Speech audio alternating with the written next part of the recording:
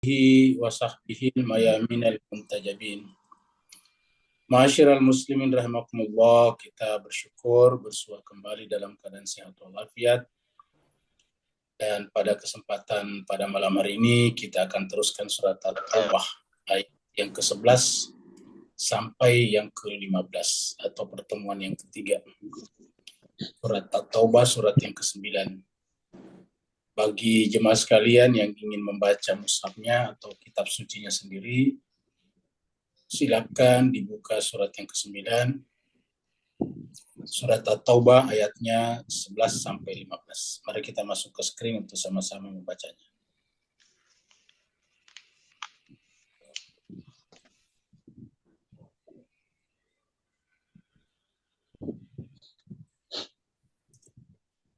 A'udzu billahi minasy syaithanir rajim. Bismillahirrahmanirrahim. أعوذ بالله من الشيطان الرجيم. بسم الله الرحمن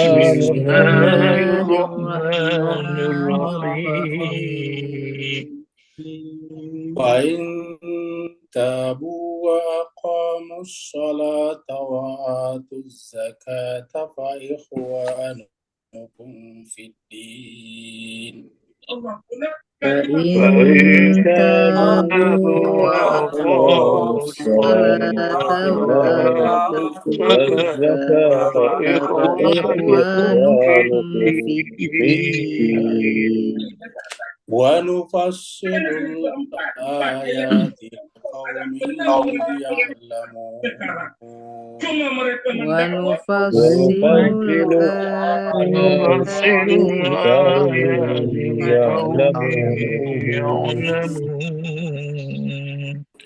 وإن نكثوا أيمانهم من بعد عهدهم وطعنوا في دينكم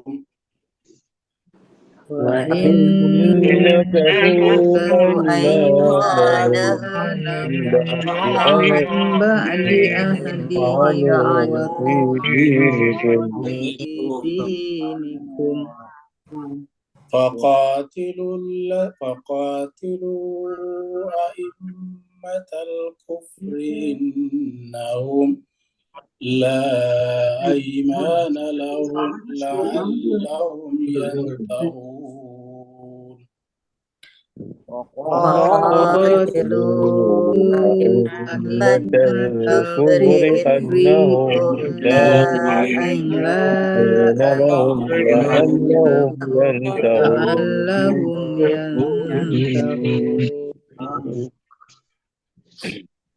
ألا تقاتلون قوما نكثوا أيمانهم ألا تقاتلون قوما نكثوا أيمانهم وهموا بإخراج الرسول وهم بدأوكم أول مرة وهموا بإخراج الرسول وهم بدأوكم أول مرة الله أحق أن تخشوه إن كنتم مؤمنين. الله أحق أن تخشوه إن كنتم مؤمنين. قاتلوهم يعذبهم الله بأيديكم ويخزهم وينصركم عليهم. قاتلوهم يعذبهم الله بأيديكم ويخزهم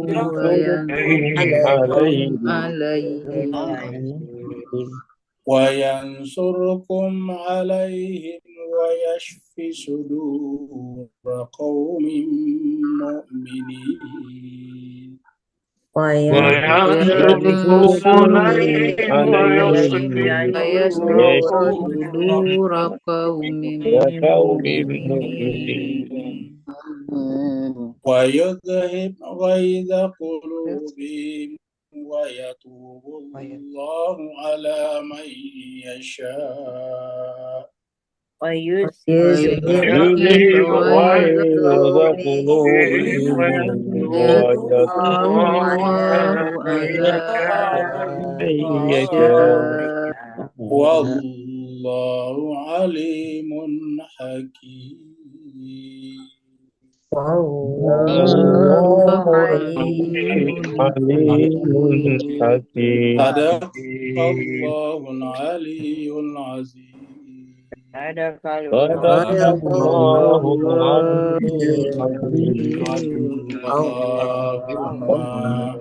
صل وسلم وزد وبارك على رسول الله آله الأطهار على رسول الله وآله الأطهار. اللهم صل على محمد وآل محمد. اللهم صل.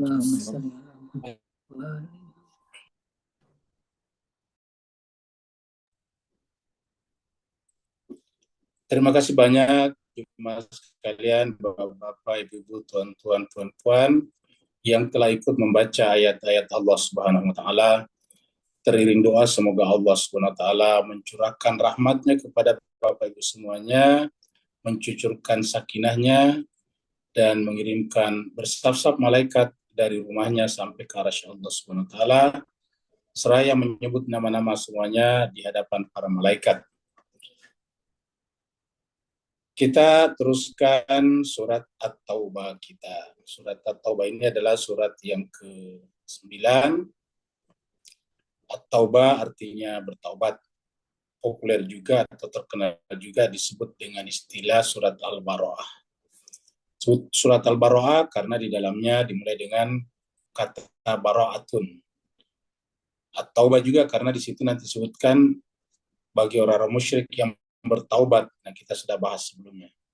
Jadi orang musyrik yang bertaubat maka disebutnya dengan at-taubah. Jadi orang musyrik yang tidak menyembah berhala lagi, membuktikannya dengan sholat dan membayar zakat, minimal zakat fitrah, maka mereka disebut dengan bertaubat oleh Allah Subhanahu wa taala. Surat ini adalah tanda yang paling nyata, adalah satu-satunya surat yang tidak dimulai dengan baca basmalah.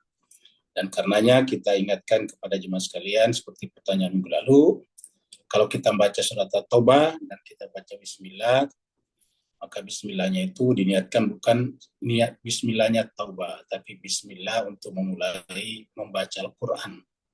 Karena taubah ini adalah bagian tak terpisahkan dari seluruh Al-Quran, dan pembahasan kita adalah dari surat Al-Baqarah sampai nanti surat An-Nas, jadi satu Al-Quran. Dan di dalam Islam kita dianjurkan setiap kali memulai sesuatu, dianjurkan baca basmalah atau bismillahirrahmanirrahim, kecuali kalau sesuatu itu yang terlarang oleh Allah SWT seperti mencuri, berjudi, minum arak, itu justru tidak boleh mengucapkan bismillahirrahmanirrahim. Surat At-Taubah ini adalah turun di Madinah dan karenanya disebut dengan Madaniyah. Jumlah ayatnya 129 ayat. Dan kita akan teruskan pembahasan ayat-ayat sebelumnya, yaitu sebelumnya ayat 6 sampai 10, dan kita review dari ayat yang ke-10 dulu, baru kita lanjut pada ayat-ayat selanjutnya.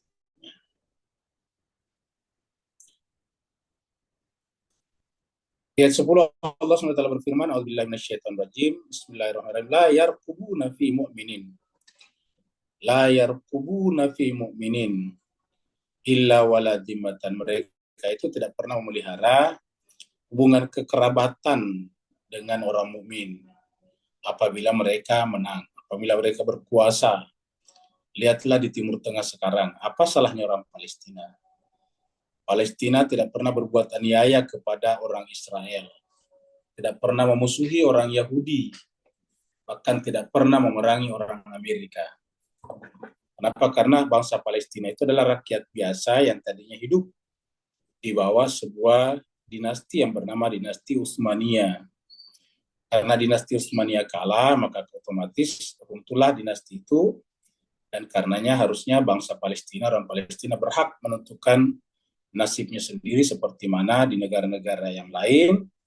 Setelah induknya runtuh, seperti misalnya Belanda tidak berkuasa lagi di Indonesia, maka Indonesia boleh menentukan nasibnya. Inggris tidak berkuasa lagi kepada Malaysia dan Singapura, maka mereka boleh menentukan nasibnya sendiri. Nah, harusnya begitu juga lah dengan bangsa Palestina. Tidak ada salahnya. Menurut orang Yahudi sendiri, yang bersalah kepadanya itu adalah orang Jerman. Dalam hal ini Hitler versi Yahudi, yang telah membunuh sekitar 6 juta orang Yahudi. Lalu kenapa pembalasan ini ditimpakan kepada orang Palestina? Ini jelas tidak benar. Ini adalah jelas kezaliman. Tak ada satupun orang Jerman yang dibunuh oleh orang Yahudi. Padahal menurut mereka, yang membunuh mereka adalah Jerman dan tentaranya. Tapi kenapa mesti harus orang Palestina menanggung akibatnya? Jadi artinya, terbukti di Timur Tengah sekarang mereka tidak ada kasih sayang sama sekali. Sampai ketika kita sekarang berbicara, sudah lebih dari 45.000 orang Gaza yang telah dibunuh secara sadis. Mereka namanya semuanya dibunuh, jadi bukan mati tapi dibunuh, ya, dibombardir, ditembak, disiksa, dan kebanyakan mereka adalah perempuan dan anak-anak. Jadi layar kabuna fi mu'minin illa wala zimmata, bahkan tidak pernah memegang perjanjiannya. Dari tahun 48 sampai sekarang nggak pernah ada perjanjian yang mereka penuhi. Perjanjian yang paling nyata adalah bahwa tanah-tanah yang dikuasai sejak pada perang tahun 67 itu tidak boleh dikuasai oleh Israel, tetapi faktanya mereka kuasai, itu yang disebut dengan occupied land, tanah-tanah yang dikuasai, dan mereka bikin pemukiman di sana. Seperti bahkan sekarang semua tanah di Golan diambil alih oleh Israel setelah runtuhnya Basar Asad. Golan itu adalah tanahnya, tanahnya separuh tanahnya Syria yang diambil dulu waktu perang tahun 67. Ya, jadi diambil. Dan banyak lagi yang lain. Perbatasan Lebanon, kalau Palestina hampir semuanya sudah diambil. Jadi ini artinya apa? Bahkan perjanjian pun tidak mereka bisa pegang. Wa ulaika humul mu'tadun, dan mereka itulah orang-orang yang melampaui batas. Kata mu'tadun itu melampaui batas ini bisa kita menggunakan bahasa yang lain. Tapi maknanya mu'tadun yaitu melampaui batas, yaitu misalnya genosida, ethnic cleansing, pembantaian. Itu semua bisa kita gunakan. Barbarianisme itu bisa kita gunakan di sana. Kenapa? Karena kata-kata mu'tadun berbuat melampaui batas. Melampaui batas itu artinya di luar batas-batas pri kemanusiaan. Di luar batas-batas hukum internasional yang disepakati bersama. Nah, sekarang kita masuk pada ayat baru, ayat 11. Nah, jadi pembahasan sebelumnya itu kan tentang, ingat ya, dari awal, dari ayat pertama tentang orang-orang musyrik yang melanggar perjanjiannya, sehingga kemudian Nabi masuk ke Mekah, terjadi Futuh Mekah, lalu kemudian mereka diberikan kesempatan 4 bulan untuk menentukan sikap, mengambil keputusan, apakah tetap tinggal di Mekah atau meninggalkan Mekah. Kalau tetap tinggal di Mekah, harus berhenti menyembah berhala. Kalau mau menyembah berhala, silakan tinggalkan Mekah. Jadi itu sederhana pilihannya. Nah, bagi mereka yang kemudian melakukan pembangkangan, kita sudah bahas sebelumnya, bahwa mereka itu boleh dibunuh dengan catatan mereka ingin melakukan perlawanan kembali. Kalau tidak, ya paling tidak mereka ditangkap kalau cuma 1-2 orang. Atau kalau enggak dikepung. Atau kalau tidak, diintai selama-lamanya, terus-menerus. Nah, jadi seperti itu. Lalu kemudian, bagaimana kalau mereka telah bertaubat, atau apa tanda taubatnya? Nah, kita lihat pada ayat berikut ini. Fa'in tabu, apabila mereka bertaubat. Taubat ini kan hati ya. Taubat itu kaitannya dengan jiwa. Dan tidak ada yang bisa membaca jiwa seseorang. Jadi tidak ada yang bisa membaca jiwa seseorang. Terkadang kelihatan di depan beriman, tetapi belum tentu beriman, kata Allah. Dalam Al-Quran dikatakan, wa minan nasi mayyaqulu amanna billahi wa bil yaumil akhir wa ma hum bimu'minin. Di antara manusia itu ada yang mengaku beriman kepada Allah dan hari akhirat, padahal mereka itu tidak beriman. Jadi padahal mereka tidak beriman. Jadi artinya apa? Bahwa tidak bisa dilihat dari zahirnya saja. Nah, tetapi khusus untuk bertaubat ini, ataukah interaksi kita, ya cukup melihat zahirnya saja. Jadi kalau mereka sudah sholat, ya persoalan nanti bertobat di dalam hatinya itu lain soal, urusan dia dengan Tuhan. Apa tanda yang bisa kita lihat? Yaitu kita lihat dia mendirikan sholat, aqamus sholat, wa atau zakat, dan menunaikan zakat. Ya, zakat di sini minimal zakat fitrah. Zakat fitrah kan zakat minimal yang bisa kita bayar setiap orang. Jadi tanda orang itu bertaubat ya, adalah mendirikan sholat atau zakat, sudah membayarkan zakatnya. Ya. Zakat fitrah setiap selesai Ramadan. Fa ikhwanukum fiddin, perhatikan jemaah sekalian, maka saudaramu dalam agama. Jadi sederhana sekali, fa ikhwanukum fiddin, saudaramu dalam agama. Ya. Tapi ayat inilah sekarang yang dirobek-robek oleh mereka yang tidak ingin umat Islam bersatu. Ya. Mereka menganggap, mereka melihat, begitu melihat salatnya mazhabnya beda, dianggap sebagai bukan saudara. Mereka sederhana sekali, Bapak Ibu sekalian, cuma dua saja, mendirikan salat, menunaikan zakat, maka saudaramu dalam agama. Nah, kalau kita pegang ini, maka semua orang yang sholat dan ahli kiblat tidak boleh kita kafirkan, tidak boleh kita sesatkan, tidak boleh kita singkirkan, tidak boleh kita eksklusi dari umat Islam. Jadi saya kita keluarkan dari umat Islam. Ya. Seperti banyak saudara-saudara kita yang lain. Kalau berbeda dengan dirinya, kafir, sesat, dan sebagainya. Ya, seperti itu. Contoh misalnya perbedaan Sunni dan Syiah. Nah, Syiah itu apa? Syiah itu kan menunaikan sholat. Sholatnya menghadap kemana? Menghadap ke Baitullah juga. Berhaji ke Baitullah juga. Pokoknya sholatnya menghadap ke Baitullah. Ya. Menunaikan zakat juga. Jadi kalau begitu ya saudara dalam agama. Fa ikhwanukum fiddin, maka saudaramu dalam agama. Kalau ini kita tidak lakukan, inilah yang menyebabkan umat Islam menjadi lemah, gampang sekali dirusak oleh pihak-pihak luar, kekuatan-kekuatan besar. Karena melemahkan umat Islam itu adalah menguntungkan musuh-musuhnya. Yang paling diuntungkan dengan runtuhnya Suriah adalah Israel dan Amerika Serikat. Sekarang Amerika Serikat akan masuk tentaranya. Israel sudah lebih dahulu masuk ke Suriah, mengambil tanah Golan lebih jauh lagi. Jadi sudah yang diuntungkan mereka. Umat Islam itu lemah, retak, pecah. Ya, yang diuntungkan adalah mereka semuanya. Ketika kemarin Suriah masih berdiri, bagaimana Amerika berani masuk? Ada di dalam, ada kekuatan-kekuatan perlawanan. Dan kemudian itu menjadi jalur masuknya pengiriman senjata ataukah alat-alat persenjataan masuk ke Lebanon dan Palestina. Melalui jalur itulah masuknya di sana. Nah, jemaah sekalian berbahagia, ketika kemudian sudah runtuh, apa yang terjadi kemudian? Jalur itu menjadi mati. Dan artinya diuntungkan adalah Israel sendiri. Sudah melakukan kekejaman sedemikian rupa, diuntungkan lagi. Nah, jadi oleh sebab itulah, kalau kita pegang ayat ini baik-baik, ingat, ayat ini surat At-Taubah ayat 11, mereka itu baru pada saat itu sholat. Ingat, mereka itu kan tadinya penyembah berhala. Dan diberikan tadi dua pilihan. Kalau mau tinggal di Mekah, tidak boleh menyembah berhala. Jadi sangat mungkin ada di antara mereka yang sholat atau zakat itu hanya untuk memenuhi syarat tadi, yaitu supaya kelihatan bertaubat. Tapi tidak perlu kita mentajasus hatinya orang, mencari-cari tahu hatinya orang. Persoalan dia benar-benar bertaubat atau tidak, itu urusan dia dengan Allah. Yang penting kita lihat kalau dia sudah sholat, menunaikan zakat, maka ingat, fa ikhwanukum fiddin, maka saudaramu dalam agama.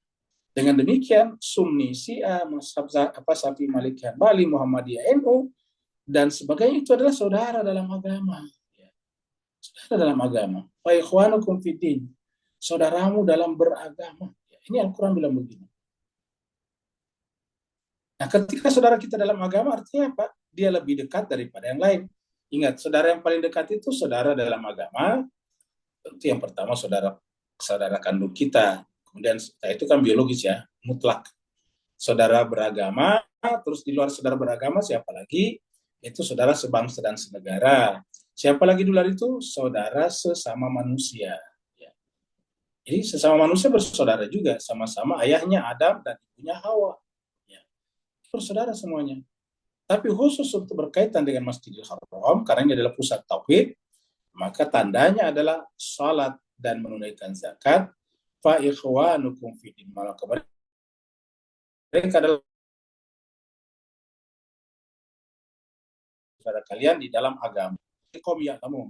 Dan kami menjelaskan ayat ini kata Allah kepada kaum yang mau berpengetahuan. Ya'lamun itu mengetahui. Jadi kata-kata ya'lamun di sini yang berpengetahuan. Kami menjelaskan ayat-ayat ini bagi kaum yang berpengetahuan. Ya'lamun. Bagi yang berpengetahuan. Seperti itu. Nah ini di dalam Al-Quran ini ada beberapa yang mirip-mirip dengan ayat ini. Coba kita lihat di sini. Kita lihat di sini ya. Surat Al-Bayyinah ini. Surat Al-Bayyinah atau surat Lam Yakunil Ladina Kafaru. Ya, itu ayat pertamanya.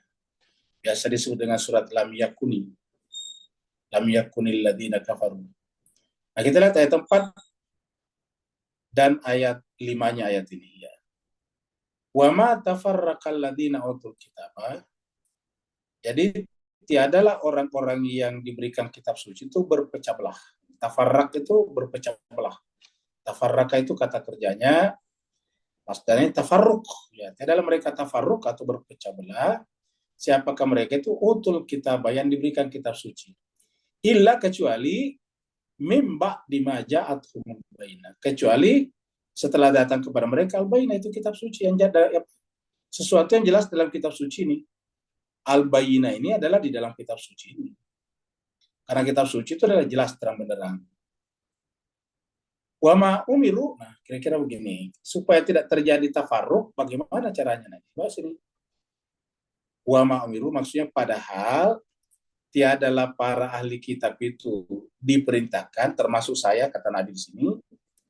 Wama umiru tiadalah diperintahkan mereka semuanya itu termasuk Nabi dan kita umat Islam illa kecuali liya'budullaha, untuk menyembah Allah, liya'budullah, untuk beribadah kepada Allah dalam keadaan mukhlisin, ikhlas, lahuddin, semata-mata untuk agama. Jadi tidak boleh ada kepentingan, tidak ada kepentingan politik di sana. Tidak boleh orang berpolitik, boleh, tapi jangan politik kemudian mengacak-acak agama. Bawalah agama itu ke dalam menjadi nilai-nilai dalam berpolitik. Jangan kepentingan politiknya dibawa ke dalam agama. Ya, kalau dia membawa kepentingan politiknya ke dalam agama, berarti namanya tidak ikhlas. Ya. Begitu ya, boleh orang mencari uang, boleh. Tapi kalau nilai-nilai materialisme itu dibawa ke dalam agama, maka agama menjadi dimonetisasi namanya. Ya, dan kalau begitu tidak ikhlas, ya, harus mukhlisin. Jadi mukhlisin lahuddin, ikhlas semata-mata untuk Allah, beragama untuk Allah. Hunafa, apa itu hunafa? Lugu. Ya, di sini artikan lurus. Ya, ikhlas juga. Kalau ikhlas ada di sini tadi ya. Jadi hunafa itu lebih kepada hanif. Hanif itu lurus, lugu. Lugu itu artinya tidak ada bisikan-bisikan dari pihak manapun. Pokoknya lugu apa adanya. Itu namanya lurus. Hunafa hanif. Wa yuqimus sholata, lalu kemudian mendirikan sholat. Wa yutuz zakat, menunaikan zakat nih. Perhatikan ya Mas sekalian. Jadi yang penting ikhlas, kemudian apa yang nampak di luar? Mendirikan sholat, menunaikan zakat, mirip tadi. Maka apa kata Allah? Zalika dinul qayyim. Itu sudah agamanya benar lurus. Jadi gak perlu kita cari-cari. Sunninya, Syiahnya, Muhammadiyahnya, Nahdlatul Ulamanya. Gak perlu kita cari-cari seperti itu. Tidak perlu kita cari-cari apa namanya Qadariyahnya, Mu'tazilahnya. Yang penting dia sholat dan menunaikan zakat. Wadhalika, itu kata tunjuk ini. Itulah isim isyarah namanya. Itulah siapa? Mereka yang melakukan ini dinul qayyim, beragama dengan agama yang benar. Sudah Allah mengatakan. Kalau tadi di sana dikatakan diterima taubatnya, kalau di sini dinul qayyim, itulah agama yang lurus. Jadi dengan demikian, jemaah sekalian, mari kita perluas cara beragama kita sehingga ya kita boleh menjalankan fikih kita masing-masing. Syafi'i menjalankan fikih Syafi'inya, Hambali menjalankan fikih Hambalinya, Mu'tazilah menjalankan fikih Mu'tazilahnya, Jabariyah menjalankan fikih Jabariyahnya, Ahlul Bait Nabi menggunakan fikih Ja'farinya, dan seterusnya. Tetapi apapun fikih mereka, selama dia sholat dan menunaikan zakat, berarti agamanya lurus. Agamanya lurus. Zalika dinul qayyim, itulah agama yang lurus. Nah, dengan cara seperti ini jemaah sekalian, kalau kita menerima ini, berarti tidak boleh ada suuzan kepada kelompok lain. Tidak perlu kita mencari-cari kekurangan orang lain. Ingat jemaah sekalian, kita boleh berbeda, bahkan harus berbeda. Kenapa? Karena keberagaman kita itu kan bermacam-macam tingkatannya. Di dalam itulah sebabnya kalau orang bicara tentang tasawuf, pasti ada namanya maqamat.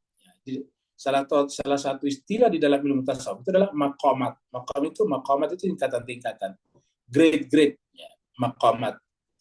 Kemudian ada namanya marhala. Marhala itu adalah semacam tingkatan-tingkatan juga. Jadi selalu ada tingkatan-tingkatan, ya, semacam station. Nah, itu adalah marhala. Nah, jadi dengan demikian tidak bisa dipungkiri bahwa orang bertingkat-tingkat dalam beragama. Dengan demikian ada ibaratnya tingkatannya masih sekolah rakyat, sekolah rendah, ada yang sudah sekolah menengah awal, sekolah menengah atas, ada S1, S2 dan sebagainya. Jadi macam-macam orang beragama, dan kita ini semuanya dinamis. Ya, apa artinya dinamis? Kebanyakan bergerak ke atas, walaupun tentu ada yang turun ke bawah juga. Ada yang mengalami namanya demosi, turun ke bawah. Tetapi mayoritasnya orang bergerak ke atas. Ya, dan kita harus menghormati perjalanan setiap orang. Banyak orang yang sekarang ini kita sebut dengan Syiah, tadinya Sunni juga. Banyak orang yang tadinya kita sebut dengan NU, tadinya Muhammadiyah juga. Atau Muhammadiyah tadinya NU juga, jadi seperti itu. Jadi ini yang disebut dengan dinamis. Karena perjalanan setiap orang itu berbeda-beda. Itu. Nah, jadi inilah wa yu'tuna zakah. Kita lagi surat Yunus ini. Wa ma kana an-nasu illa ummatan wahidatan. Manusia itu adalah umat yang satu. Tiadalah manusia itu kecuali umat yang satu. Ini maka artinya tidak mungkin. Tiadalah manusia itu illa kecuali bahwa dia itu adalah ummatan wahidatan, umat yang satu. Fakhtalafu, tapi kemudian terjadi perselisihan. Maksudnya perbedaan, ikhtilaf. Fakhtalafu, terjadi perbedaan. Ada yang jadi Yahudi, ada yang jadi Nasrani. Nasrani juga ada Katolik, ada Protestan, ada Ortodoks, ada macam-macam, ya. Ada Anglikan, ya, ada Katolik Anglikan, ada Roma. Di dalam agama, baru satu agama ini, agama Kristen. Yahudi juga begitu, bermacam-macam juga. Islam juga begitu, ya. Islam sekarang kalau garis besarnya ada Sunni, ada Syiah, ada Ibadi, ada belakangan Ahmadiyah, dan seterusnya. Jadi berbeda-beda juga. Nah, begitu di aliran-aliran yang seperti Hindu juga macam-macam. Buddha juga begitu. Jadi semuanya bermacam. Kenapa? Ikhtilaf itu bukan hanya antar agama, tetapi di dalam satu agama pun terjadi ikhtilaf. Fakhtalafu. Nah, lalu bagaimana kita menyikapi ini?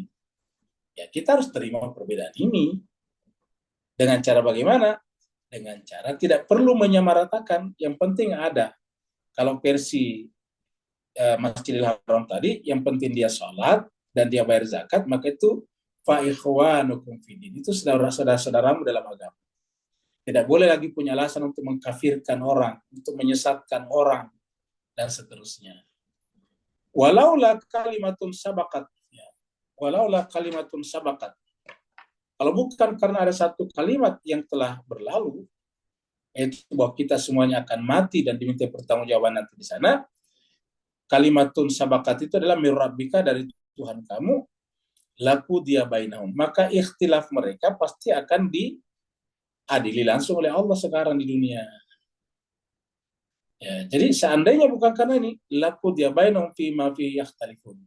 Mereka akan ditetapkan keputusannya berdasarkan apa yang mereka perselisihkan tersebut.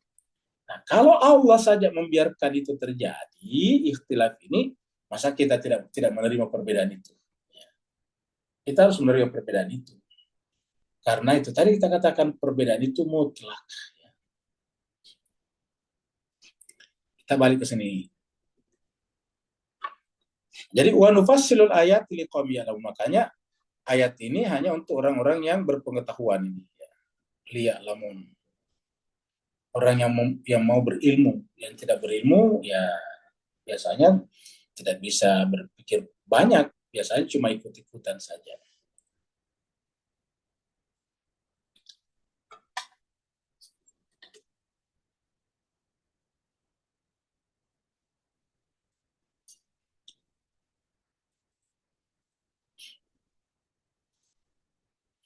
Wa innakathu aymanahum mim ba'di ahdihim wa ta'anu fi dinikum wa in, dan apabila nakathu, mereka merusak.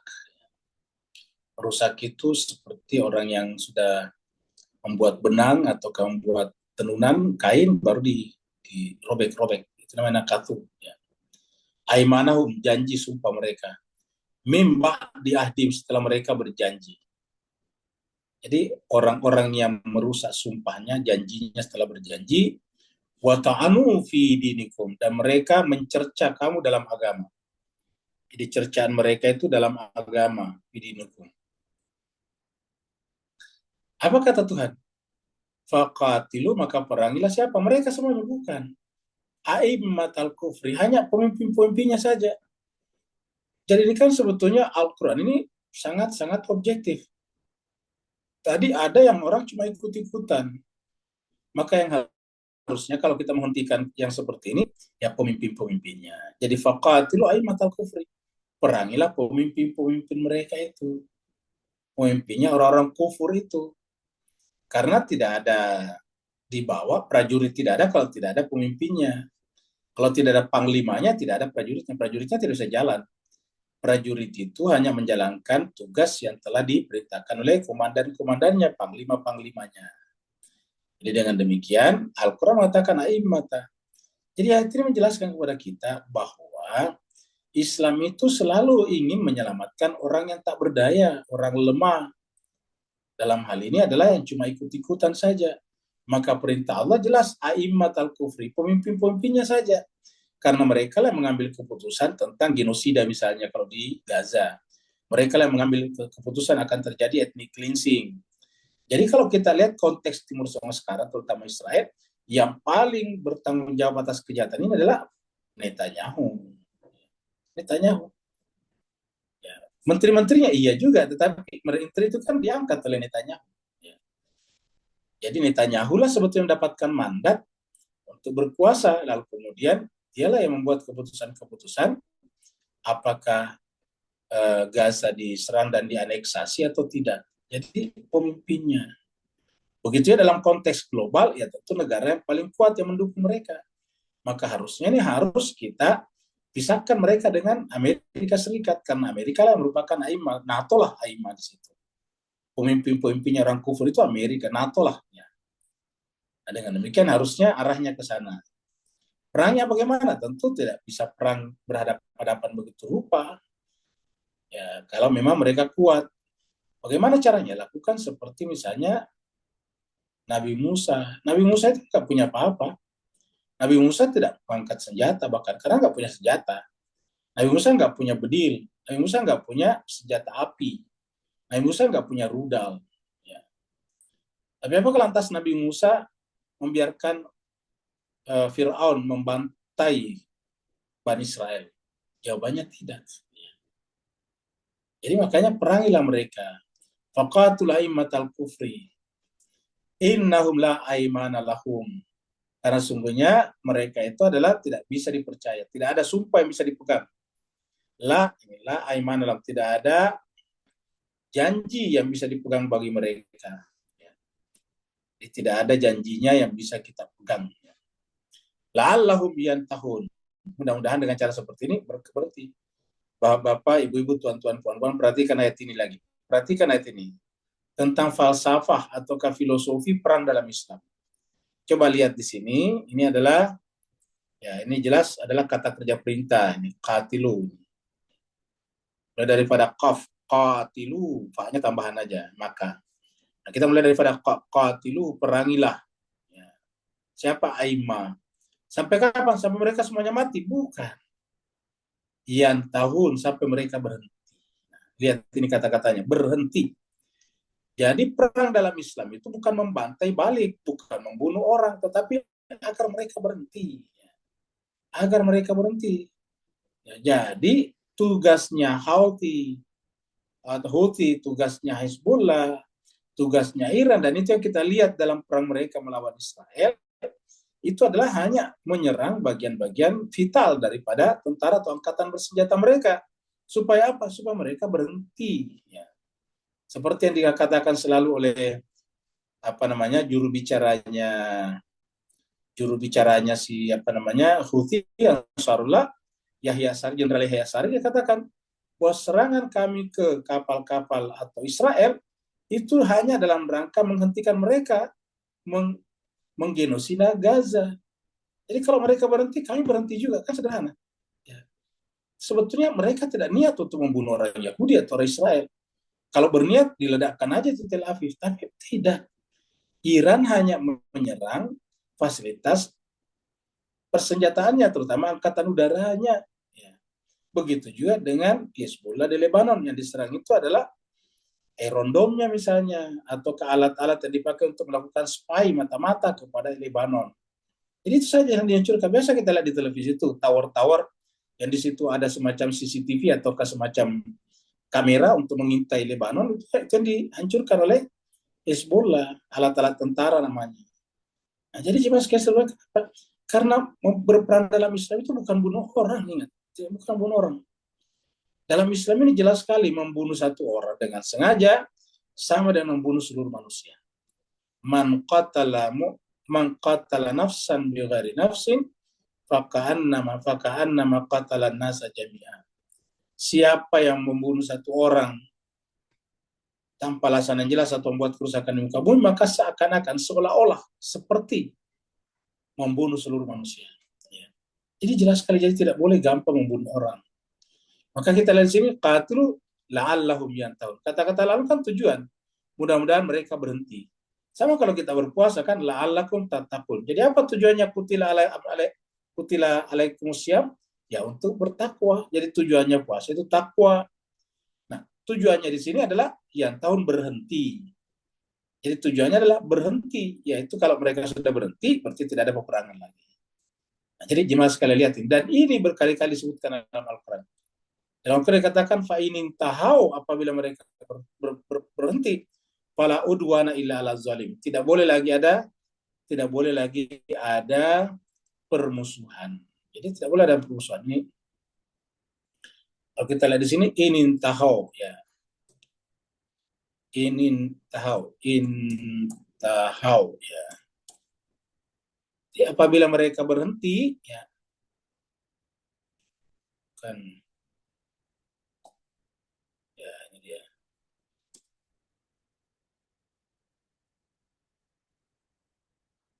Intahau, ya.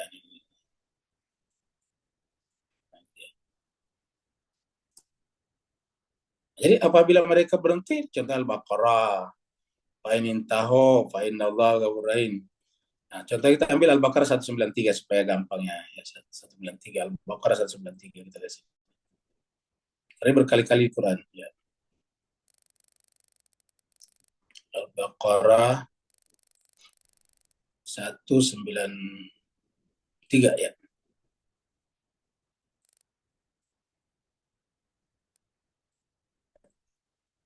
Kita mulai dari 191 untuk menjelaskan filosofi peran dalam Islam. Ya. Kita lihat dari 190. Jadi waqatilu, kita lihat dari 190. Waqatilu, dan perangilah fisabilillah di jalan Allah. Siapa alladzina, orang-orang yang yuqatilunakum, yang memerangi kalian. Jadi memerangi kalian diperangi, ya. Wala ta'tadu, tapi ingat jangan melampaui batas ini. Wala ta'tadu, jangan melampaui batas. Inna Allah, sungguhnya Allah la yuhibbul mu'tadin.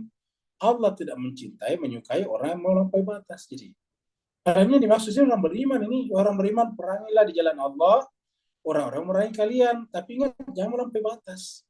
Apa arti melampaui batas? Ya membunuh mereka, padahal mereka tidak melawan lagi, membunuh rakyat mereka, orang sipil tidak boleh. Baru ditutup dengan pernyataan yang sangat keras, Inna Allah, sungguhnya Allah la yuhibbu al-mu'tadin, tidak mencintai. Ingat, yuhibbu itu dari kata habba, ya ahabba yuhibbu, hub, cinta. Allah sungguh tidak mencintai orang melampaui batas. Ya, baru kemudian ayat 191. Waktuluhum, perangilah mereka ketika sudah terjadi peperangan. Haitsu tsaqiftum, di medan perang, di mana kau mereka temukan di medan peperangan. Wa akhrijuhum, tujuannya apa? Keluarkanlah mereka min haitsu akhrajukum, dari arah di mana mereka mengeluarkan kalian. Maksudnya mereka seperti apa namanya? Seperti misalnya Israel mengambil tanah Palestina, ya hanya sebatas itu aja, Palestina. Tidak perlu kita mengejar Yahudi Israel di mana-mana di seluruh dunia. Ya. Jadi wa akhrijuhum min haitsu akhrajukum wal fitnatu asyaddu minal qatl. Dan seterusnya, baru kemudian fa inin tahau, kita loncat ke sini. Tapi apabila mereka sudah berhenti, ini apabila mereka sudah berhenti, fa innallaha ghafurur rahim. Sungguhnya Allah itu Maha Pengampun lagi Maha Penyayang. Jadi apa tujuannya tadi berperang? Intahau, agar mereka berhenti. Diulangi lagi di sini nih. Waqatiluhum, perangilah mereka hatta sampai la takuna fitnatun, tidak boleh ada fitnah lagi, tidak ada chaos, tidak ada kekacauan lagi. Wa yakuna dinulillah, sehingga peraturan itu adalah peraturan untuk Allah, maksudnya untuk kemanusiaan. Adin itu peraturan, agama itu yang dimaksud adin, peraturan. Tapi ingat, fa inin tahau, ini diulangi lagi, baru tadi di atas ini, intahau, fa inin tahau. Sini muncul lagi, fa in intahau. Maka apabila mereka telah berhenti, fala udwana, tidak boleh lagi ada permusuhan. Illa, kecuali alal zalim, yang zalim, misalnya pencurian dan sebagainya, itu ditangkap oleh polis atau polisi. Nah, jadi jemaah sekalian, jelas sekali, begitulah. Nah, tadi di sini kita lihat. Ya. Sini dikatakan apabila mereka berhenti sudah selesai, karena tujuannya tadi di sini adalah la'allahum yantahun. Mudah-mudahan mereka berhenti. Ya. Jadi saya kira Al-Qur'annya ini indah sekali. Ya. Islam itu bukan untuk balas dendam, membunuh seluruh manusia, bukan. Ya. Tujuannya Islam datang itu adalah membuat seluruh manusia itu beriman. Jadi beriman. Nah, tadi ini ayat berapa tadi sini? Ayat 12 ya. Jadi a'immatal kufri tadi. Perangilah pemimpin-pemimpinnya. Nah, sini katakan ya, ada imam. Kenapa pemimpin-pemimpin itu? Karena memang ada pemimpin yang mengajak kepada neraka ini. Ini surat 28, surat Al-Qasas ayat 41. Wa ja'alnahum, kami jadikan mereka a'immatan, pemimpin imam juga ini. A'immat itu imam. Satu Aimah namanya imam, jamak ya imah. Jadi ada imam-imam yang mengajak orang kepada neraka berdasarkan itu. Maka kita harus cari imam yang benar. Ya. Jadi waja'alna, mereka menjadikan kami menjadikan mereka imam, pemimpin yada'una, yang menyeru, memanggil ilan nari, kepada neraka. Jadi makanya pemimpinnya lah tadi yang bertanggung jawab di sini nih. Waqatilu a'immatal kufri. Kenapa? Karena ternyata yada'una ilan nari wa yaumal qiyamati la yunsarun, dan di hari kiamat tidak mungkin mereka ditolong. Jadi ini sebetulnya dalam rangka kepentingan manusia juga ya. Ya, kita sekarang An-Nahl ya. Ini ada juga di sini. Wala takunu kallati naqadat gazlaha min ba'di quwwatin ankata. Ini adalah surat An-Nahl ini ya. Surat An-Nahl 16 ayat 92. Wala takunu, dan janganlah kalian menjadi kallati, seperti ya, perempuan naqadat, yang merobek, mengurai, gazlaha, kainnya. di kain atau benang. Benang itu kan sebetulnya banyak serat-serat di dalamnya, dipintal. Jadi benang itu serat-serat kecil, serat apa dari pohon apa tuh, dari pohon yang dibuat benang itu, ya baru kemudian dipintal. Ya, jadi aslinya itu sebetulnya bukan berbentuk tali itu. Ya. Nah, jadi dia dalam apa namanya yang apa, kalau kita lihat apa namanya buahnya itu kan putih berserat-serat ya. Persis kayak apa ya, kayak ya namanya kayak kapuk juga, buah kapuk mirip juga itu. Nah, jadi kemudian dibasahin, kemudian dia dipintal, lalu menjadilah benang. Benang itu lalu kemudian nanti dirajut ataukah ditenun, lalu menjadilah kain. Nah, Al-Quran mengatakan bahwa tujuannya orang beragama ini adalah merajut kemanusiaan, memintal kemanusiaan menjadi seperti benang atau kain. Ya. Karena tadinya itu adalah apa namanya serat-serat seperti buluh yang berterbangan kalau dia dilepaskan. Lalu kemudian dibasahi, kemudian dipintal jadi benang. Bisa jadi kuat, jadi kain, bisa kita pakai. Ya. Bisa kita gunakan, kita gunakan itu seperti itu. Ya. Nah, dengan demikian, jangan seperti itu. Yang memintal apa namanya benangnya atau kainnya, lalu setelah itu kemudian dirusak naqadat. Ya. Naqadat gazlaha mim ba'di quwwatin angkata. Setelah kuat apa namanya tenunan itu, angkasa tenunan itu sudah ditenun berhari-hari, bahkan mungkin ada yang berbulan-bulan, seperti orang bikin karpet itu dari wool misalnya, lalu kemudian dirusak. Ya. Jadi mimba dikuatin angkata. Tattakhiduna aymanakum dakhalan, kalian menjadikan sumpah kalian dakhalan sebagai pintu masuk untuk melakukan kejahatan, penipuan misalnya. Bainakum di antara kalian, antakuna, sehingga kemudian menjadilah ummatan. Hiya arba min ummatin. Kenapa kamu gunakan itu? Karena kamu merasa satu umat yang lebih besar daripada yang lain. Nah, ayat ini kan menjelaskan kepada kita, wah, jangan kita memanfaatkan kemayoritasan kita, majority kita, lalu kemudian membuat ketakutan orang minoritas, orang minority. Jadi kalau kita misalnya seperti di Malaysia atau Indonesia mayoritas Islamnya, ya harusnya bersikap melindungi yang minoritas, baik minoritas agama ataupun minoritas suku bangsa. Jangan sampai kita, karena mereka kecil, mereka minoritas, lalu kemudian kita tidak hormati, tidak hargai, bahkan kemudian menginjak-injak. Itu tidak seperti itu Islam Al-Quran. Ya. Kenapa tadi tujuannya Islam adalah untuk merajut persatuan. Maka janganlah kemudian karena kalian lebih banyak, lebih besar, mayoritas, lantas dengan semaunya menindas kelompok minoritas. Ya. Jadi ini jelas sekali ayat ini. Innama yablukumullah bi. Perbedaan antara mayoritas dan minoritas itu justru caranya Allah menguji kalian. Innama yablukumullahu bihi walayubayyinanna lakum yaumal qiyamah. Masalah ini nanti kata Allah akan dijelaskan nanti di hari kiamat. Artinya kita harus bertanggungjawabkan. Ma kuntum fi takhtalifun, apa yang tadinya kalian perselisihkan. Nah, dengan demikian, siapa yang dimaksud a'imah tadi di sini yang harus diperangi, a'imah al-kufri, yang selalu merusak persatuan. Jadi mereka itu adalah orang-orang yang memecah belah, kalau bahasa kerennya membuat orang tersegregasi, segregasi sosial. Segregasi sosial itulah yang permulaan daripada runtuhnya sebuah peradaban. Segregasi sosial dimulai dari mana? Segregasi pikiran. Makanya jemaah sekalian kita lihat di negara-negara mayoritas Islam, kenapa rata-rata tidak ada yang bagus. Rata-rata kita sudah terangkan, Afghanistan, Irak, Yaman juga dipecah belah. Kemudian Sudan sudah pecah belah antara utara dan selatan. Ada yang menjadi Kristen. Kita lihat Libya hancur. Kita lihat terakhir sekarang Suriah, Lebanon sebelumnya. Ya. Kenapa kebanyakan umat Islam seperti itu? Ya, permulaannya dimasukkan namanya segregasi pikiran.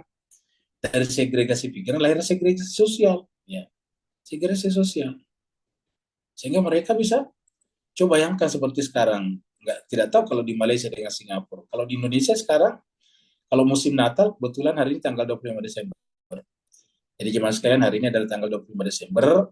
Saudara-saudara kita yang beragama Nasrani memperingati Natal. Tentu ini kita harus hormati mereka, muliakan mereka, mengucapkan selamat Natal kepada mereka, karena nabi yang mereka ataukah sosok yang mereka muliakan sama dengan sosok yang kita imani, yaitu Nabi Isa. Nabi Isa itu sama, yang dimaksud dia dengan kita sama.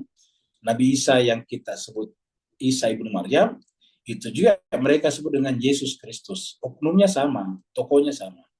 Bahwa mereka kemudian memberikan konsep teologi kepada Nabi Isa, itu lain soal urusan mereka.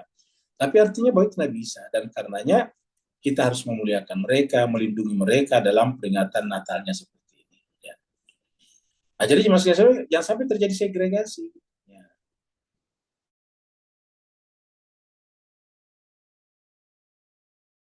Segregasi, nah itu adalah awal daripada negara ini. Ya.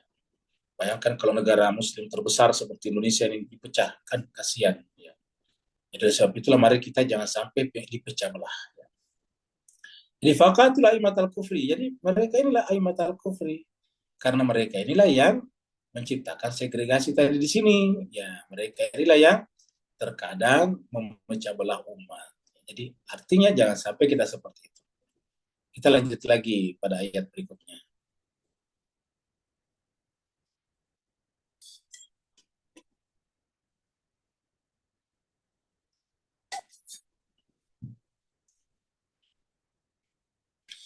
La tuqatiluna qauman nakathu aymanahum. Tapi kamu tidak boleh merusak atau memerangi, la tuqatiluna, jangan memerangi kaum atau kaum. Jadi ala tuqatiluna, mengapa kalian tidak memerangi kauman? Suatu kaum nakatu yang merusak. Jadi artinya ketika yang bersangkutan itu telah merobek-robek perjanjian, ya maka secara otomatis peperangan bisa berlanjut lagi. Seperti sekarang di antara Hizbullah dengan Israel, kan tak ada gencatan senjata tuh. Gencatan senjata itu berapa lama kemarin kita dengarkan itu 2 bulan. Jadi terhitung dari beberapa waktu yang lalu ketika gencatan senjata itu sesaat sebelum Bashar Assad jatuh, ya, minggu lalu. Nah, jadi terhitung dari situ 2 bulan. Jadi kita lihat Hezbollah tidak pernah melakukan serangan sama sekali. Israel sering melanggar sumpahnya. Tapi maksudnya bahwa ketika Israel melanggar gencatan perjanjian gencatan senjatanya, apakah lantas Hizbullah lantas punya alasan untuk menyerangnya? Tidak. Mengikuti mekanisme yang berlaku, yaitu melaporkan ke PBB, kepada pihak yang menengahi perjanjian ini. Tuh lihat tuh Israel melanggar, kira-kira gitu. Ya. Nah, selama dia tidak melanggar lagi, maka Hizbullah harus menunggu sampai 2 bulan, karena perjanjiannya sampai 2 bulan. Nah, seperti itu. Jadi inilah Islam. Islam itu menghargai musyawarah dan kesepakatan seperti itu. Ini diatur dalam Al-Quran. Ya, bermusyawarah terhadap apapun yang belum disepakati bersama. Tapi kalau sudah dimusyawarahkan harus terima keputusannya. Saya gencatan senjata. Itu yang dimaksud di dalam surat Ali Imran. Ya. Surat 3:159. Nah, ini dia. Fabima rahmati min Allah, disebabkan karena rahmat dari Allah Muhammad, linta, kamu bersikap lemah lembut lahum kepada mereka. Ya, siapa mereka? Yang musuhi Nabi. Bayangkan yang musuhi Nabi bersikap lemah lembut. Walau kunta fadzan ghalidhal qalb, seandainya engkau Muhammad bersikap keras dan berhati kasar, lam fadu min haulik, mereka pasti lari dari sekitar kamu. Jangankan mereka, orang lain, anak kita saja lari kalau kita keras, kasar. Jadi banyak anak yang lari dari rumahnya, kenapa? Orang tuanya kasar, keras. Jadi lam fadu min haulik, fa'fu anhum, maka maafkanlah mereka. Wastaghfir lahum, istighfarkanlah mereka. Ya. Wasyawirum, bermusyawarahlah dengan mereka nih, musyawarah dengan mereka. Ini kata-katanya musyawarah dengan mereka. Fil amr. Ya. Dari gencatan senjata, musyawarah itu adalah hasil gencatan senjata adalah hasil daripada musyawarah. Kedua belah pihak yang ditengahi, ada mediatornya. Faiza azamta, apabila sudah mengambil keputusan dari musyawarah ini, fatawakkal ala Allah, maka bertawakkallah kepada Allah. Jadi musyawarah selalu dahulukan ini. Innallaha yuhibbul mutawakkilin, karena Allah mencintai orang yang bertawakal. Kalau tadi innallaha la yuhibbul mu'tadin, Allah tidak cinta kepada orang yang melampaui batas. Sebaliknya Allah mencintai orang yang bertawakal setelah apa? Setelah bermusyawarah dan mengambil keputusan. Ambil keputusan. Nah, jadi Al-Quran mengatakan la ala tuqatiluna qauman nakathu aymanahum. Kenapa kalian tidak memerangi orang yang telah merusak perjanjian? Ingat perjanjian maksud sini perjanjian gencatan senjata tadi. Wahamu bi ikhraji rasul, padahal mereka itu selalu berusaha semaksimal mungkin untuk mengusir rasul. Kata-kata hamu ini bentuk lampau, bentuk past tense, berarti bahwa ini berbicara tentang kejadian di Mekah ketika mereka semuanya berusaha untuk mengusir rasul dari Mekah. Jadi mereka mengusir Nabi dari Mekah. Wahum bada'ukum awwala marrah, dan mereka lah yang pertama kali memerangi kalian. Ingat, bada'ukum memulai memerangi kalian awwala marrah, kali pertama. Jadi ingat, Islam, Nabi tidak pernah memulai peperangan. Ayatnya disebutkan. Mereka bada'ukum awwala marrah, mereka lah memulai memerangi kalian di awal kali. Diulangi lagi, Islam tidak mungkin memulai peperangan karena Islam bukan agama peperangan. Lalu bagaimana, untuk apa Islam memerangi dia? Tadi ingat di atas, menghentikan peperangan. Ya, sampai mereka berhenti. Kalau sudah berhenti, la udwana, tidak boleh ada permusuhan lagi. Jadi tujuannya memerangi mereka agar mereka berhenti berperang, memerangi. Bukan membantai, bukan kembali membantai, membunuh, menggenosida, bukan. Ya. Jadi mereka yang memulai awal marrah, pertama kali. Atakhshawnahum, apakah kalian takut kepada mereka? Nah, ini menunjukkan bahwa orang Islam itu tidak perlu takut kepada mereka. Jadi kalau kemudian kita berhenti berperang bukan karena takut, tapi karena begitulah mekanisme keagamaan yang diatur oleh Al-Quran. Jadi bukan karena takut. Seperti tadi Hizbullah gencatan senjata, bukan karena takut. Karena memang harus begitu. Ajaran agama harus begitu. Jadi atakhshawnahum, apakah kalian takut kepada mereka? Fallahu ahaqqu an takhshawhu, maka Allah lah yang paling berhak kamu takuti in kuntum mu'minin. Kalau kalian beriman, tidak boleh takut kepada Israel, kepada Amerika, atau kepada siapapun. Karena fallahu ahaqqu, Allah lah yang paling cocok, yang berhak an takhshaw, untuk kalian takuti. Ya.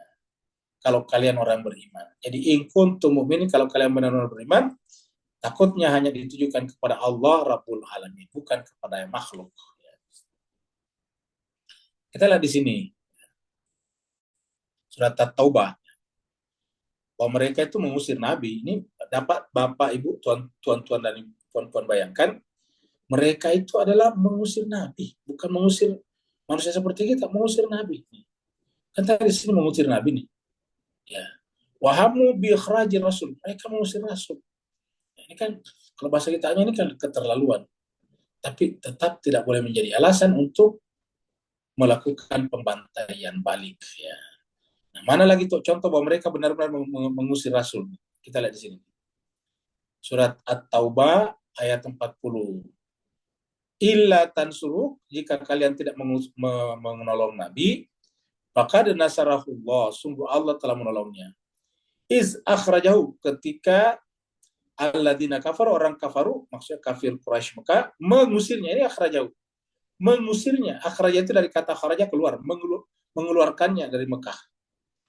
Ya, diartikan dengan kita mengusirnya dari Mekah. Ya. Jadi Nabi benar-benar diusir. Kita lihat lagi sini surat Al-Hasyr. Lil fuqara'il muhajirin. Jadi ini berbicara di surat Al-Hasyr tentang pembagian sedekah, harta, sitaan perang dan sebagainya. Terutama untuk siapa harta sitaan perang itu, ataukah dana umat yang masuk kita berkumpul? Lil fuqara'il muhajirin, untuk orang-orang fuqara dari kalangan muhajirin. Ini fuqara jadi disebutkan fuqara al muhajirin. Apakah Ansar? Tidak. Nanti ada di sini Ansar, di bawah ini ada juga di sini. Tapi yang pertama disebut lil fuqara al muhajirin, karena mereka ini adalah terusir di negerinya ini.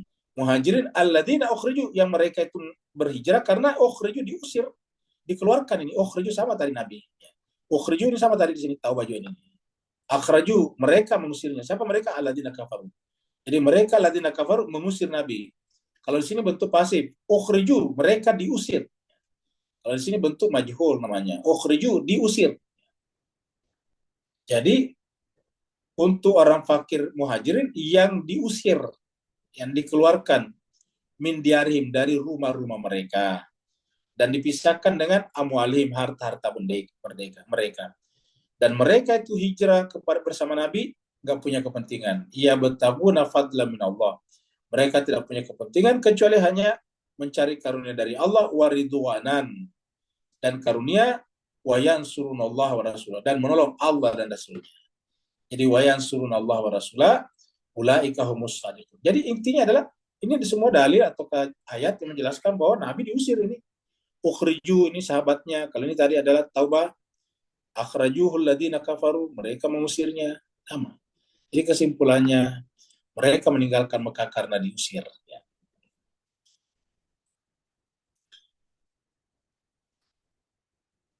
(14)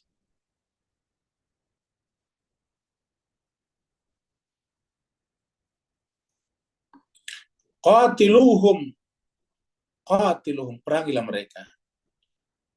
Yu'adzibuhumullah bi'adikum, karena dengan memerangi mereka, Allah hendak mengazab mereka melalui tangan kalian.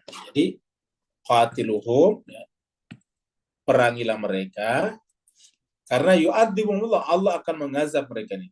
Allah akan mengazab mereka bi'aidikum, melalui tangan kalian. Bi'aidikum. Jadi ini yang disebut dengan intansurullah yang surukum. Jadi sebetulnya Allah ingin menghukum mereka melalui tangan kita. Nah, jadi jemaah sekalian, kalau ingin menghilangkan kezaliman di muka bumi ini, ya melalui tangan kita. Tetapi ingat, itu perbuatan Allah. Dengan demikian kita harus berjalan berdasarkan kehendak Allah. Karena ini ternyata yu'adzibuhumullah. Makanya sering kita katakan di sini, menjadi ironi. Banyak orang yang membela Palestina tetapi tidak pernah belajar Al-Quran, kamu gitu. Apa salah? Bukan salah, bagus juga, tapi belum tentu kita pembela sesungguhnya. Bisa saja ketika Palestina misalnya bermasalah, kita putus asa juga, kamu gitu. Oleh sebab itulah maka kita harus berdasarkan Al-Quran. Karena yu'adzibuhumullah bi'aidikum. Yang Allah inginkan adalah mengadab, menghukum mereka melalui tangan kalian. Wa yukhzihim, dan menghinakan mereka. Jadi menghinakan mereka. Nah, dari sini kita lihat bahwa kita harus ada tindakan yang kemudian bisa menjadi sebab Allah menghinakan mereka melalui tangan-tangan kita. Wa yansurukum alaihim, dan Allah menolong kalian untuk mengalahkan mereka. Yansurukum, Allah akan menolong kalian alaihim, untuk mengalahkan mereka. Kalau kita sudah melakukan itu, Allah menolong. Makanya kalau kita lihat kasus Timur Tengah, ya kita jangan melihat murni apa yang dilakukan oleh Muqawamah dan Iran. Ya itu zahirnya, tapi sebetulnya yang berhak memberikan pertolongan dan kemenangan adalah Allah, seperti ayat ini. Wa yansurukum alaihim wa yashfi sudura qaumin mu'minin, dan kemudian mengobati. Yashfi itu mengobati. Maksudnya mengobati itu memberikan rasa bergembira karena diberikan kemenangan. Yashfi sudura qaumin mu'minin, untuk mengobati atau melegakan hati orang-orang yang beriman. Jadi setelah kemudian Allah mengazab mereka dalam bentuk kekalahannya adalah Futuh Mekah misalnya, maka kemudian itu caranya Allah untuk melegakan, menggembirakan, menyenangkan orang-orang mukmin. Jadi bukan untuk Allah tidak butuh yang seperti itu. Jadi Allah SWT. Dengan demikian ayat ini menjelaskan kepada kita bahwa yang berhak memberikan kemenangan adalah Allah. Maka yang harus kita lakukan adalah, sudahkah kita berjalan sesuai dengan apa yang Allah inginkan. Kalau kita sudah melakukan itu, maka kita adalah termasuk orang yang yashfi sudura qaumin mu'minin. Kita surat As-Sab di sini. Nah, ini dia lihat. Ya ayyuhalladzina amanu, orang beriman, kunu ansarallah, jadilah penolong-penolong Allah. kama qala Isa bin Maryam, sebagaimana Isa putra Maryam berkata lil hawariyin, kepada hawariyin, pengikut-pengikut setianya. Kata Nabi Isa, man ansari ilallah, siapa di antara kalian yang siap menolong aku untuk datang kepada Allah melalui agama ini. Qala al-hawariyun, berkatalah hawariyun, nahnu ansarullah, kami siap menolong agama Allah. Fa'amanat taifatun min Bani Israel wa kafarat taifat. Maka begitu ada yang berkata begitu, terbagi dua lah Bani Israel. Sebagian beriman, amanat taifah, wa kafarat taifah, dan sebagiannya lagi, segolongan lagi, ingkar kafir. Nah, di manakah Allah berfirman? Fa'ayyadna. Kami yang berikan tangan, pertolongan, tangan, kekuatan, alladzina amanu. Jadi dengan demikian, orang beriman itu dari Allah sebetulnya kekuatannya. Ingat, dari Allah kekuatannya, bukan dari kita.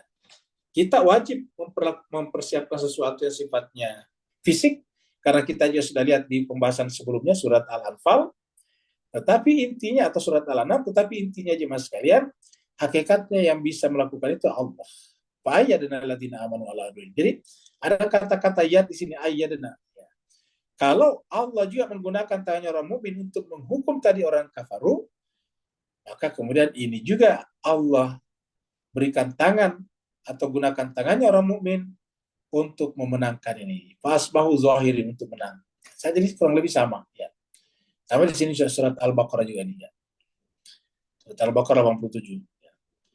Walaqad ataina Musal kitab wa kafaina min ba'dihi birrusul. Sungguh kami telah memberikan kepada Musa kitab suci dan menyusulkan setelahnya rasul yang lain. Ya. Wa ataina Isa bin Maryam, dan kami berikan kepada Isa putra Maryam al-bayyinat. Ya. Keterangan yaitu Taurat. Wa yadnahu, dan kami perkuat. Ini kata yadnahu sama tadi. Siapa diperkuat di sini? Hunya kembali kepada Nabi Isa, Isa bin Maryam. Apa yang Allah berikan? Biruhil Qudus. Nah, dengan demikian, Nabi Isa juga adalah merupakan tangan Tuhan, karena kata ayyadnahu biruhil Qudus. Ya. Jadi ketika kita melihat Nabi Isa, seakan-akan melihat Allah. Ketika kita melihat orang beriman yang diperkuat tadi dengan tangan Allah, dengan kekuasaan, maka seakan-akan yang kita saksikan Allah. Jadi dengan demikian kesimpulannya adalah kita hanya bisa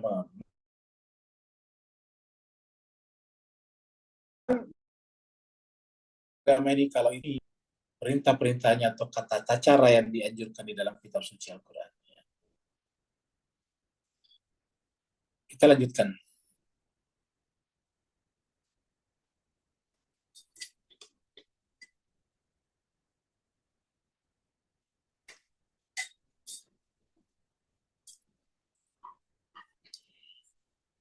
Wa yudhib ghaidha qulubihim. Nah, jadi jemaah sekalian sebagian dengan menyesuaikan diri dengan Allah, apa yang terjadi di sini? Wa yudhib ghaidha qulubihim. Allah menghilangkan ghaidha. Yudhib ghaidha qulubihim. Menghilangkan ghaid, itu amarah di dalam dadanya orang beriman. Ghaidha itu adalah amarah. Menghilangkan amarah. Nah, jadi orang beriman itu melawan tidak dengan emosional. Lihat ini. Kan perang ini dibicarakan, tetapi apa? Pertolongan Allah kita harapkan agar perlawanan kita tidak emosional. Cuma sekalian dalam perbincangan saya Al-Fakir ini dengan banyak teman-teman, ikhwan-ikhwan kita, yang tadinya pro mukawamah, setelah Basara saat ini runtuh atau jatuh, banyak yang agak kecewakan seperti itu. Kenapa kira-kira ya? Berarti kan berarti bahwa perlawanannya atau pendukungannya kepada Palestina bersifat emosional, tidak bersifat rasional. Tidak bersifat rasional. Ya, saya katakan kepada mereka, siapalah kita ini yang memenangkan Palestina? Yang berhak memenangkan Palestina itu Allah, kita hanya membantunya saja. Nah, dengan demikian, yang membuat tipu muslihat itu Allah. Jadi apa yang terjadi sekarang ini adalah merupakan tipu daya Tuhan untuk memperdaya mereka. Jangan pikir bahwa sekarang Bashar Assad jatuh. Lantas kalau begitu kemudian mukawamah berhenti. Enggak. Ya, itu caranya Tuhan. Nanti belakang hari masih panjang dicerita. Ya. Kisah ini masih berlangsung. Ya. Film ini kalau ibarat film masih berlangsung ini. Ya. Contohnya dulu misalnya Amerika Serikat, Inggris, Prancis, Jerman, dan negara-negara sekitarnya mendukung Saddam Hussein. Ingat, mendukung Saddam Hussein. Untuk apa? Untuk memerangi Iran pada tahun 80. Dan terjadilah perang Irak ke Iran selama 8 tahun, banyak 8 tahun. Dari 80 sampai 88 atau 89. Perang lama sekali. Jutaan orang meninggal. Banyak orang berpikir, pasti kan waktu itu Iran masih lemah, diperangi. Tapi apa yang terjadi kemudian? 8 tahun, 9 tahun kemudian siapa yang diberikan kemenangan? Iran. Lalu apa yang terjadi dengan Saddam Hussein? Yang menghancurkan Saddam Hussein siapa? Mereka-mereka yang tadinya mendukung dia. Ya, ingat, yang menghancurkan Saddam Hussein adalah mereka-mereka, negara-negara yang tadinya mendukung dia. Amerika menguasai negaranya. Amerika itu masuk memerangi Saddam Hussein. Kan yang menjatuhkan Saddam Hussein bukan orang Syiah di sana, tetapi Amerika sendiri, coba. Luar biasa kan? Yang menjatuhkan Saddam Hussein bukan orang Iran, bukan Iran. Amerika sendiri. Ya, jatuh. Baru dibikinlah pemerintahan demokratis. Nah, setelah dibikin pemilihan demokratis, karena versi Amerika demokratis, ada pemilihan raya, pemilihan umum. Siapa yang kemudian menang berjaya? Nah, lagi-lagi orang Syiah di sana. Luar biasa kan? Dan apa dampak yang paling nyata di Irak? Yaitu jutaan orang berziarah setiap tahun, arba'in. Puluhan juta, luar biasa kan? Mereka berbuat, tetapi ujung-ujungnya seperti itu. Ingatlah dalam Al-Quran, qaru wa makarallah, wallahu khairul makirin. Jadi jangan lihat sekarang surianya, jangan masih ke depan ini cerita. Maka oleh sebab itulah, marilah kita jangan sampai ada amarah dalam hati kita, gaib. Ya. Karena kalau ada kita amarah dalam diri kita dalam perlawanan kepada Palestina, nah berarti itu adalah masih emosional. Nah, sekarang ini Mas Kaiser bahagia, tanda orang bertakwa itu tidak ada gaibnya. Coba kita lihat sini. Coba lihat di sini surat Ali Imran. Wasari'u ila maghfiratin min rabbikum. Bersegeralah kepada ampunan dari Tuhan kalian. Wa jannatin, dan surga. Ardua, yang luasnya samawati wal ardi, luas langit dan bumi. Untuk siapa? Uiddat lil muttaqin, untuk orang bertakwa. Siapa orang bertakwa ini? Nah, di sini. Orang bertakwa itu adalah alladzina, yaitu orang-orang yang yunfiquna fis sarra wad dharra, menafkahkan, menginfakkan sebagian hartanya dalam keadaan senang ataupun susah. Dalam keadaan lapang ataupun dalam keadaan sempit.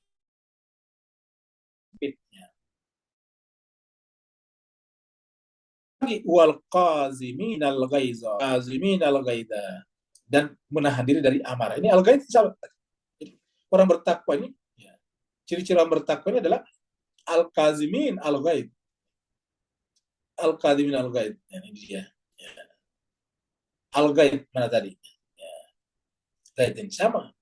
Bedanya di sini tidak ada alif lam ma'rifahnya nih. Ya. Jadi bedanya di sini tidak ada alif lam ma'rifahnya. Kalau dikasih alif lam ma'rifah ini sama dengan ini tadi. Al-ghaib. Ya, jadi Al-Quran mengatakan justru Allah memberikan pertolongan tadinya itu adalah pertolongan pertama itu adalah agar tidak boleh ada amarah dalam hati kita. Jadi kita walaupun dibantai seperti apa namanya, seperti yang terjadi di Gaza, harus tetap tenang. Jangan melawan secara membabi buta atau sembrono. Wa yudhib ghaidha qulubihim wa yatubullahu ala man yasha. Dan melalui itulah Allah menerima taubatnya orang siapa yang dikehendaki.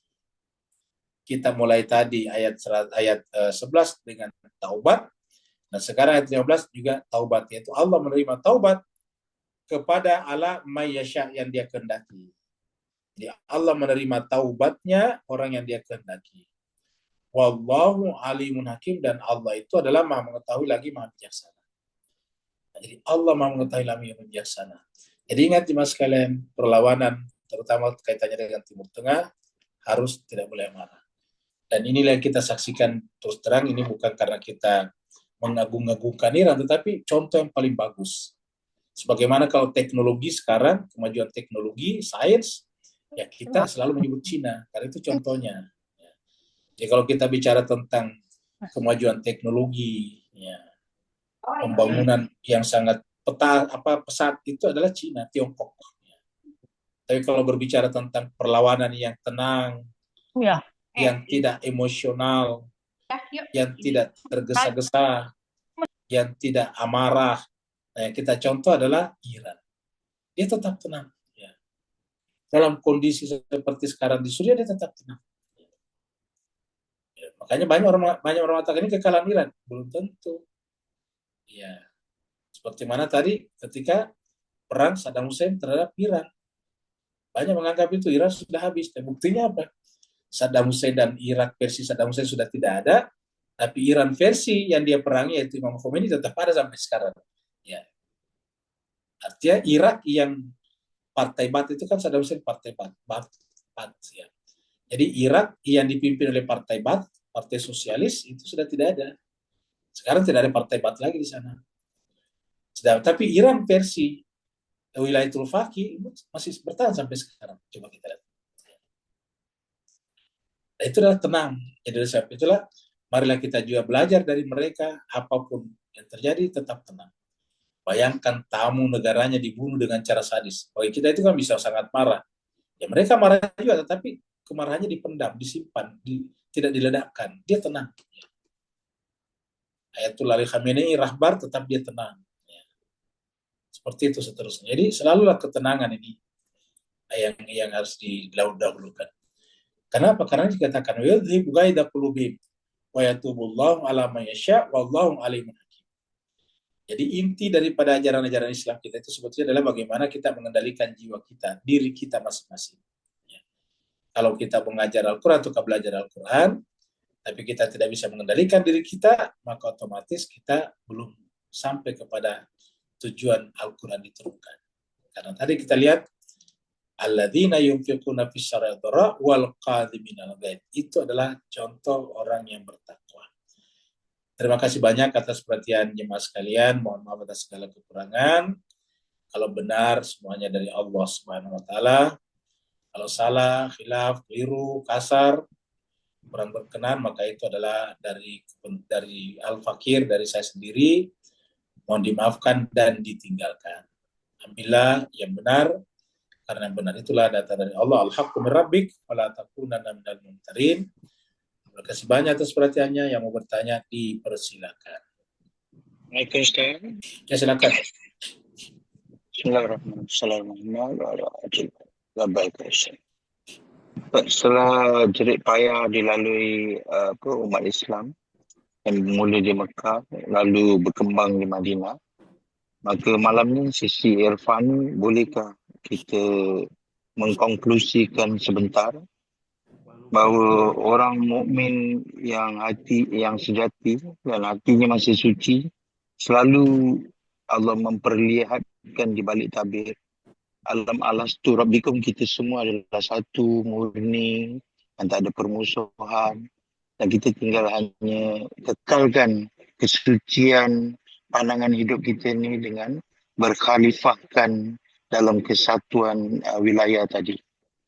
Maka apa-apa pun tindakan zahir kita di atas muka bumi ni, jangan terlepas pandang bahawa Allah melihat pada sisi Rahman Rahimnya, bukan kerana kita Yahudi, Majusi dan sebagainya, tapi sebab kita adalah alastu birabbikum pada satu ketika dulu. Beri pencerahan Ustaz. Barakallahu fi afwan. Baik, terima kasih banyak Pak Nur. Jadi jemaah sekalian berbahagia, semua yang dia katakan oleh Islam ini atau diajarkan Islam kita ini, itu semuanya berdasarkan Rahman dan Rahim, seperti dikatakan Pak Nur tadi. Jadi Rahman dan Rahim. Sampai perang sekalipun demi Rahman dan Rahim. Jadi kita lihat tadi, seandainya terjadi peperangan, perang bukan untuk melakukan pembunuhan balik sebetulnya. Bukan melakukan genosida balik, bukan melakukan pembantaian balasan, bukan. Lihat tadi ayatnya. Agar mereka berhenti. Ingat, agar mereka berhenti. Jadi mereka diperangi karena mereka memerangi, maka diperanginya agar berhenti. Oh, kalau begitu untuk apa? Ya karena Islam datang untuk memperbaiki seluruh manusia. Dan orang yang memerangi mereka itu, dan orang yang melawan mereka, yaitu orang yang berangkat dari tadi fitrahnya. Nah kalau kita sudah melihat dengan fitrah, di sana tidak ada balas dendam. Tadi termasuk tidak ada amarah, tadi lihat tadi tidak ada amarah. Lalu apa yang mendorongnya? Kasih sayang, Rahman dan Rahim. Jadi Rahman dan Rahim. Jadi kalau terjadi peperangan, Islam memerangi mereka, itu karena rahmannya Allah. Karena rahmannya Allah. Kalau mereka nanti berhenti dan bertaubat, itu rahimnya Allah menerimanya. Seperti itu. Jadi hakikatnya seperti itu. Karena kalau kita sudah berbicara tentang manusia, hakikat manusia adalah jiwanya. Dan jiwa manusia itu adalah fitrah dari Allah Subhanahu wa Ta'ala. Dan apa yang ada dalam fitrah kita, yaitu rahman dan rahimnya Allah. Apa yang ada dalam fitrah kita, hakikatnya adalah seluruh nama-nama Allah. Makanya manusia sempurna adalah yang semua bisa mengaktualkan seluruh fitrahnya. Kita ini tidak sempurna. Kenapa disebut tidak sempurna? Karena tidak bisa mengaktualkan, tidak bisa menumbuh suburkan seluruh fitrah kita. Kalau yang namanya para imam, para nabi, para rasul, mereka bisa menumbuh suburkan fitrahnya. Ya, tidak ada cacatnya, tidak ada sakitnya, tidak ada penyakitnya. Kalau kita, ya kita beriman, tapi terkadang masih ada penyakit tadi, masih ada amarah, terkadang masih ada dendam, dan sebagainya. Nah, kemudian tidak bisa 100% fitrahnya. Nah, tetapi tidak bisanya kita 100% fitrah, bukan berarti tidak ada harapan untuk diterima oleh Allah. Caranya bagaimana? Kita mengikut berwilayah kepada mereka yang mencapai derajat insan kamil atau manusia sempurna, atau dengan kata lain berhasil mengaktualkan seluruh potensi fitrahnya. Seluruh potensi fitrahnya berhasil diaktualkan, berhasil ditumbuh suburkan, berhasil dikembangbiakkan, seperti itu. Nah, kalau ini sudah terjadi, maka seperti dikatakan oleh Bunda Zainab, ma ra'aitu illa jamila. Tidak ada lagi kecuali keindahan. Apa itu keindahan? Keindahan itu adalah perpaduan sempurna antara jalaliyah dan jamaliyahnya Allah, sebagaimana keindahan sempurna di muka bumi ini kalau orang sudah berumah tangga. Karena kalau berumah tangga itu sudah terjadi penyatuan sempurna antara jamaliyahnya Allah yang diwakili oleh istri kita dan jalaliyahnya Allah diwakili oleh suami. Rumah tangga itu adalah jalaliyah dan jamaliyah. Dengan demikian rumah tangga itu adalah disebut juga dengan bahtera untuk menuju kepada kehariban Allah SWT. Ada lagi berikutnya. Assalamualaikum warahmatullahi wabarakatuh, Pak Ustadz. Saya Pak Batiar mau bertanya. Silakan, Pak. Ya, mengenai masalah itu persatuan umat yang dikatakan bahwa kalau sudah menunaikan zakat dan menunaikan sholat itu berarti adalah agama yang lurus. Ya, yang saya menganukan di sini ada nunnya Allah Subhanahu wa Ta'ala di dalam surah An-Nahl ayat 16 ayat 93 kalau tidak salah mengatakan bahwa di terjemahannya bahwa dan jika Allah mau menghendaki niscaya kita menjadi umat yang satu, tapi Allah tidak menguji kita dan memberikan rahmat kepada yang dikehendaki dan menyesatkan kepada yang dikehendaki. Jadi ini juga yang saya menjadi Pak Ustadz, seandainya memang umat ini mau bersatu, itu alangkah memang indahnya. Nah, saya lihat itu memang mempunyai keunggulan masing-masing, bahwa ini mengatakan, wah saya unggul, ini unggul. Sehingga juga saya ini bertakiyah Pak Ustadz, di mana-mana saya selalu bertakiyah, jadi supaya tidak terjadi jadi bertakiyah aja. Jadi mau penjelasannya Pak Ustadz yang dikatakan di situ, seandainya umat ini sudah menjadi satu, maka bagaikan laba-laba dan semut, tidak ada masalah. Bagaikan malaikat menjalankan tugasnya dan patuh kepada Allah Subhanahu wa Ta'ala. Jadi pertanyaan saya Pak Ustadz, maksudnya Allah sini menyesatkan yang dikehendaki, juga memberikan rahmat kepada yang dikehendaki Pak Ustadz. Mohon Pak Ustadz diluruskan kalau saya ini bersalah dan saya juga memang masih dalam keadaan belajar. Terima kasih. Assalamualaikum warahmatullahi wabarakatuh. Mohon Waalaikumsalam. penjelasan. Terima kasih banyak Pak Baktiar atas pertanyaannya. Jadi jemaah sekalian, ya kalau kita menemukan kata-kata mayyasya dalam Al-Quran itu artinya yang memenuhi syarat. Kehendak Tuhan itu kan kalau kita penuhi kita masuk. Contohnya kalau misalnya kita kita menerima karyawan, misalnya Pak Baktiar punya usaha, nah, kan pasti membuat tuh kriteria atau syarat-syarat yang bisa diterima sebagai karyawan atau pegawai. Misalnya sekolahnya sekian, jurusannya ini, kamu saya mau diterima misalnya ahli mesin, tentu jurusannya sekolah mesin misalnya, nah, kan gitu. Nah itu kan kehendak Pak Baktiar. Nah siapa yang datang mendaftar dan memenuhi syarat itu berarti memenuhi kehendak Pak Baktiar. Ulangi lagi, Pak Baktiar tadi bikin syarat itu kehendak Pak Baktiar. Maka siapa yang datang melamar dan memenuhi syarat itu disebut dengan memenuhi kehendak Pak Baktiar.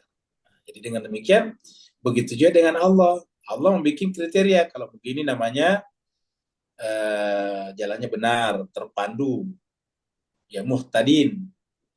Muhtadin itu orang yang dapatkan petunjuk, orang yang mengikuti petunjuk. Ya. Sedangkan kalau dia begini, namanya tersesat, dhalin, kan begitu. Nah, jadi siapa yang memenuhi syarat untuk dapat petunjuk, dia akan ditunjuk. Dia akan diberi petunjuk oleh Allah.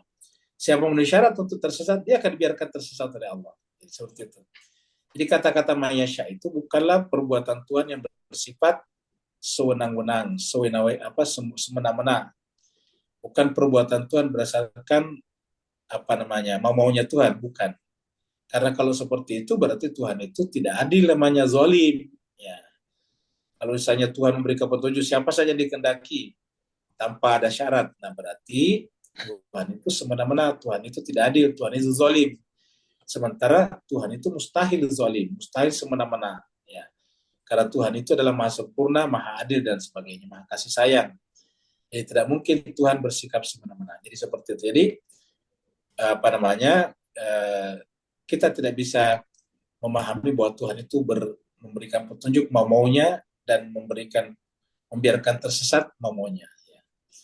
Nah, tentang persatuan saya kira bagus lah. Jadi persatuan ini saya sering melihat itu di dalam masyarakat sudah bagus mengajak persatuan. Tetapi kemudian mereka juga di antara sesama mereka juga tidak bisa bersatu. Saya sama-sama tadi pengikut Ahlul Bait atau kasih Allah kata Pak Baktiar tadi. Nah, mereka gontok-gontokan juga antara siapa? Antara yang bertakiyah dan tidak bertakiyah, kan begitu. Yang tidak bertakiyah menyerang yang bertakiyah. Ya, yang bertakiyah itu tidak berani. Kenapa mesti harus bertakiyah? Kan begitu. Kita harus tunjukkan. Nah, pada sederhana saja sebetulnya. Sama dengan Natal tadi. Yang mengucapkan Natal silakan, yang tidak mengucapkan Natal silakan. Karena lucu orang Nasrani yang bernatal, sementara orang Islam yang ribut saling menyesatkan satu sama lain. Lucu ini. Ya, begitu juga dengan ini. Ya harusnya nggak perlu ribut. Yang mau bertakiyah dipersilakan karena punya alasan-alasannya juga. Karena takiyah itu kan alasan personal, alasan yang bersangkutan. Tidak boleh diseragamkan. Begitu juga yang tidak bertakiyah silakan. Jadi kalau berjalan dengan baik kan indah. Yang tidak bertakiyah lagi silakan, yang bertakiyah silakan. Nanti Islam sudah lemah, sudah sedikit sekali ribut pula antara yang bertakiyah dan tidak bertakiyah. Ini sederhana sekali sebetulnya, kita menghormati pendapat dan keyakinan orang lain. Bukan Al-Quran berkali-kali mengatakan lana a'maluna walakum a'malukum. Kami bertanggung jawab atas perbuatan kami, kamu juga bertanggung jawab atas perbuatan kamu, selesai. Pak Baktiar tadi bertakiyah, itu lana amaluna, yang lain tidak bertakiyah, lakum amalukum, seperti itu. Jadi kalau semuanya ini dilakukan dengan baik, waduh, indah sekali agama ini. Jangan sampai kita selalu menciptakan friksi-friksi. Ya, jadi antara kelompok, dalam satu kelompok bisa terjadi friksi. Ya, bisa terjadi friksi. Antara alumni A dan alumni B. Ada lagi begitu, antara ras A, ras B. Kan ternyata terjadi friksi-friksi seperti itu.